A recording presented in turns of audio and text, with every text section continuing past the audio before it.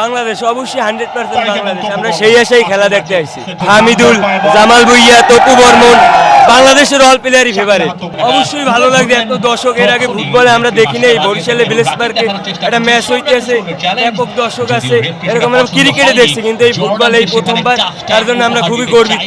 বাংলাদেশ নিয়ে আমরা গর্বিত, যে টিম আছে এই টিম নিয়ে আমরা এখন গর্বিত। অবশ্যই টিএস স্পোর্টসকে ধন্যবাদ, তারা এত বড় একটা আমাদের ম্যাচ দেখার সুযোগ দিয়েছে।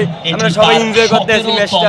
আমরা খুব আশাবাদী বাংলাদেশ ভালো খেলবে এবং জয় নিয়ে মাঠ ছাড়বে। কি মনে হয় বাংলাদেশ সাথে জিতবে?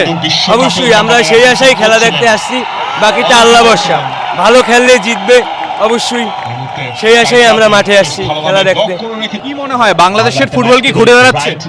ইনশাআল্লাহ আগে থেকে অনেক বেটার, আগে থেকে অনেক চেঞ্জ, সব দিক থেকে স্ট্রং হয়ে গেছে। বাংলাদেশে নতুন নতুন প্লেয়ার ঢুকতেছে বা ইয়ং যারা আছে এখন ভালো ফর্মে আছে। আলহামদুলিল্লাহ, ধন্যবাদ টিএস স্পোর্টসকে। এরকম আরো যে খেলা দেখার ব্যবস্থা করে দিক, বরিশালের জনগণ আরো যে ফুটবলের প্রতি উচ্ছ্বসিত হোক। টিএস স্পোর্টসকে আসলে ধন্যবাদ। হ্যাঁ, প্রতিনিয়ত ঘুরে দাঁড়াচ্ছে এবং সময়ের ব্যবধানে আরো ঘুরে দাঁড়াবে, এটাই আমাদের প্রত্যাশা এবং এরকমই খেলতেছে বাংলাদেশ। অবশ্যই হামজা চৌধুরী, অবশ্যই, কারণ সে তো আপনার ইংলিশ প্রিমিয়ার লিগের একজন অন্যতম খেলোয়াড়। সে বাংলাদেশের টিমেরও খেলতেছে, এটা বাংলাদেশের নাগরিকদের নাগরিক হিসেবে আমি তো প্রাউড ফিল করতেছি। তো এই কারণে অবশ্যই 100% গৌরব হবে, 100% গৌরব হবে, তাতে কোনো আপনার কোনো দ্বিধাবোধই নাই। হ্যাঁ, তারা তো আছে।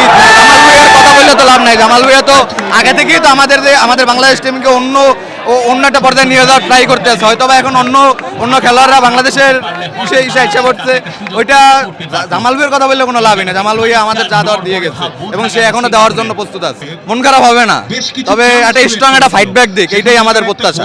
আলহামদুলিল্লাহ অনেক ভালো লাগছে, অনেক উৎফুল্ল, সবাই একসাথে খেলা দেখতে পারতেছি, অনেক এনজয় হইতেছে, মানে প্লেয়ারদের সাপোর্ট দিতে পারে সবাই একসাথে, এটা অনেক ভালো লাগতেছে। বরিশাল ভাই সব এক হইছে। থ্যাংক ইউ টিএস স্পোর্টসকে। বাংলাদেশকে নিয়ে প্রত্যাশা অনেক।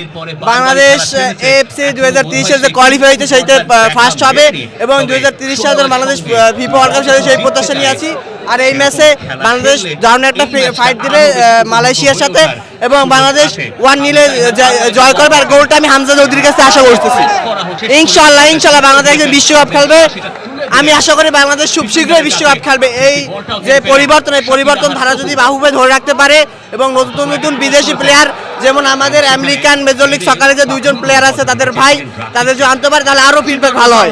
হ্যাঁ, অবশ্যই বাংলাদেশ ফুটবল প্রাণ খুলে পাচ্ছে। আমি আমার জন্মে প্রথম দেখছি এত ক্রাউড ফুটবল খেলার জন্য। আর্জেন্টিনা ব্রাজিলে খেলায়, বিশ্বকাপ খেলায় সেই সময় এরকম একটা ক্রাউড হয়, কিন্তু কোনো সময় বাংলাদেশ ফুটবল খেলা নিয়ে এত ক্রাউড বা এত অ্যানালাইসিস কোনো সময় হয় নাই।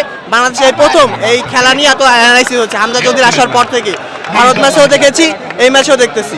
For more updates, follow us on Facebook, subscribe our YouTube channel, get the latest update on www.daily-sun.com.